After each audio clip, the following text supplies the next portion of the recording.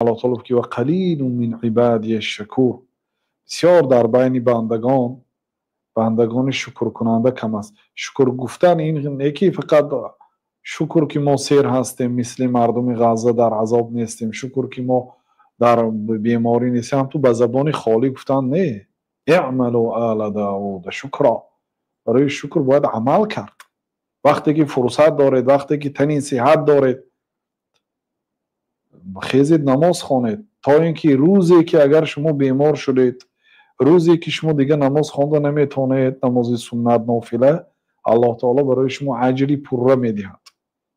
چون که شما در ایام صحت سلامت بودنتان، در ایامی که امکانیت دارید میخواندید، امروز که امکانیت از دست رفت، الله تعالی اجری نماز خواندن را میدهد. بنابراین فرصت از برادرها، کدام آدمی که صحت و سلامت است، کدام آدمی که فرصت دارد، عبادت ها را هر چقدر میتواند انجام دهد، تا اینکه فردا هم در قیامت و هم در گذشت عمرش پشیمان نشود. الله تعالی اعلم.